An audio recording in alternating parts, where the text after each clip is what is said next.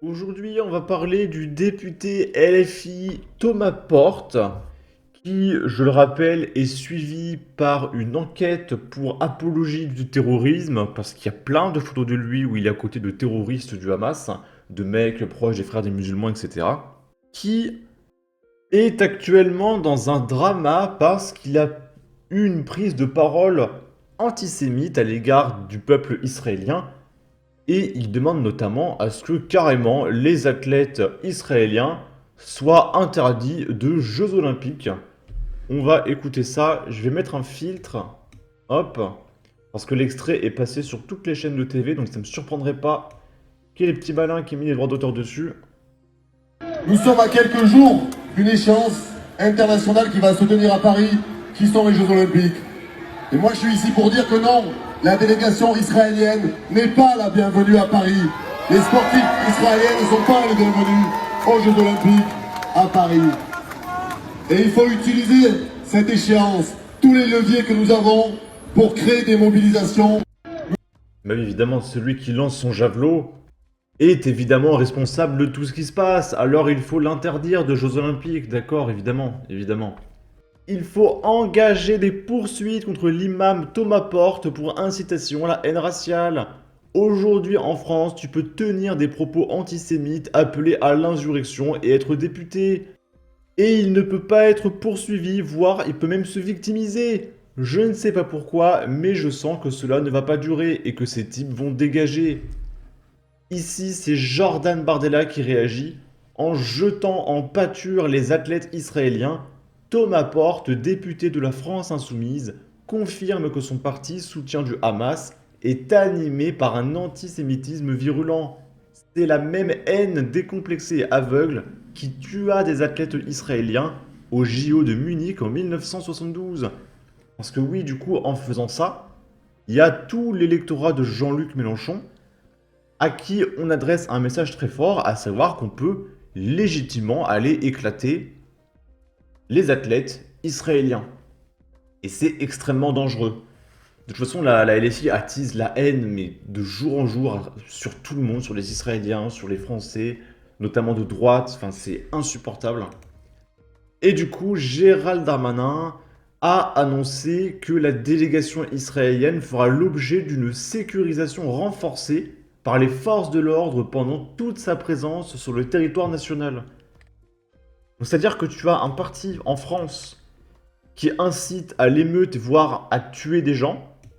Il faut carrément du coup améliorer la sécurité auprès des athlètes juste à cause de leur origine. Mais le problème, c'est toujours l'extrême droite. Et on continue de mettre des gauchistes au pouvoir.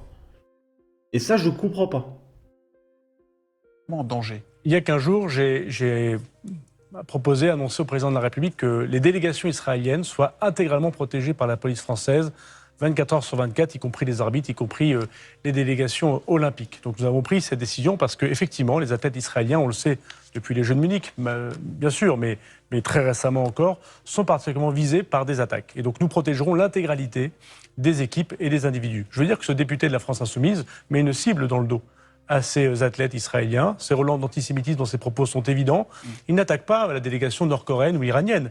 Il attaque sciemment, parce qu'ils sont juifs, les athlètes israéliens. Je veux dire mon dégoût devant cela et la protection entière qu'auront les athlètes israéliens, comme tous les athlètes bien sûr, mais particulièrement eux, leur dire la bienvenue. Merci. Bien sûr, on est fiers qu'ils soient là aussi et qu'ils puissent faire du sport et pas dans une option politique de violence montrer quoi que ce soit qui n'est pas conforme au pacte républicain. Merci beaucoup Gérald Darmanin d'être venu ce soir Merci dans le 20h de France 2. Et puis ce qui est écœurant, c'est qu'ils s'en battent les couilles du Congo. Ou de l'Arménie. Il n'est pas en train de demander, genre, qu'on expulse l'Azerbaïdjan, par exemple. Pourquoi? Parce que l'électorat de Jean-Luc Mélenchon, ce sont majoritairement des musulmans, des inactifs et des très très très jeunes. Et les musulmans, ils sont intéressés par quelle cause? La cause palestinienne. Donc ils en ont absolument rien à foutre que des gens meurent. Parce que s'ils en avaient quelque chose à foutre que les gens meurent, ils parleraient du Congo, ils parleraient de l'Arménie. Mais non! Ce qui les intéresse, c'est uniquement l'électoralisme et le pouvoir. Et qu'est-ce qui apporte des voix pour le pouvoir? C'est la Palestine. Voilà.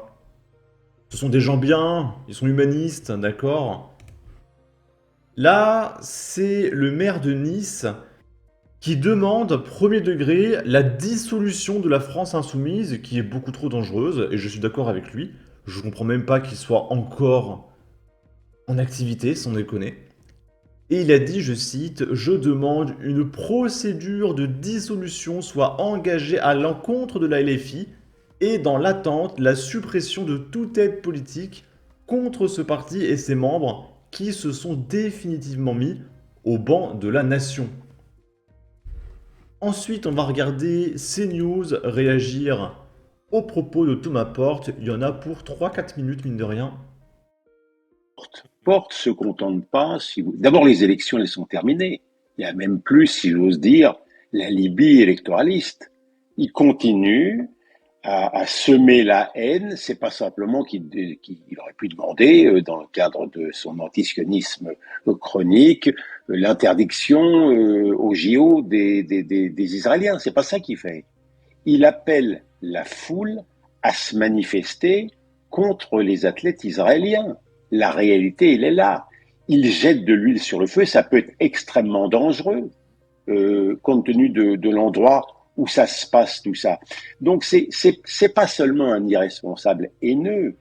Il fait son boulot. J'ai rappelé effectivement que M. Porte, il s'est rendu 2 jours avant le 7 octobre, tout près de Gaza, où il a rencontré un dignitaire, un financier aussi. C'est une grande chose, l'argent, hein.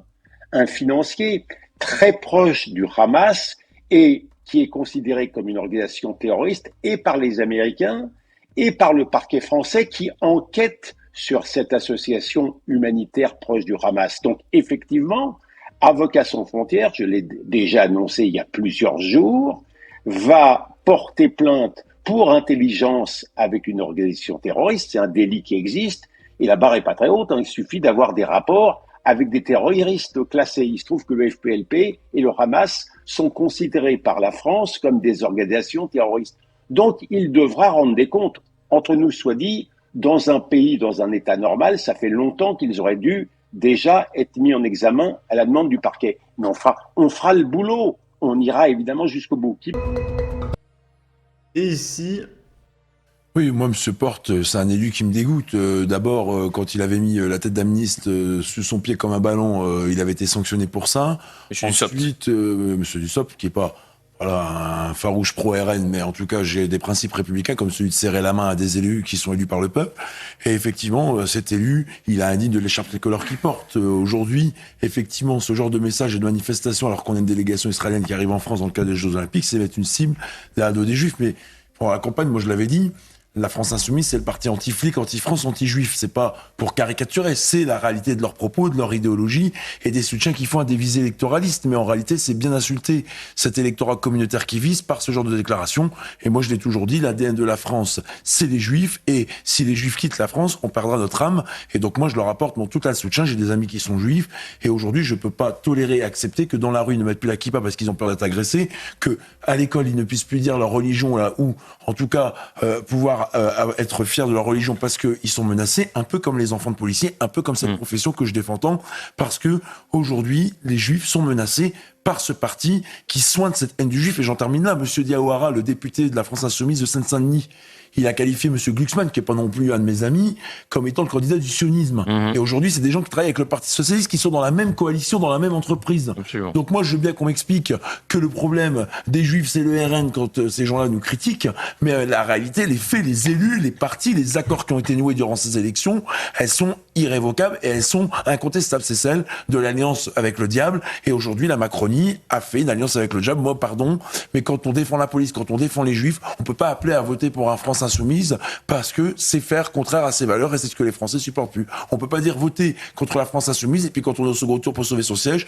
eh ben voter pour un candidat qui réunira les suffrages de la France Insoumise. voilà, en tout cas, ça commence à me gonfler, ces députés de la France Insoumise qui ont des propos hallucinants et qui sont au pouvoir, quoi. Ils sont au pouvoir.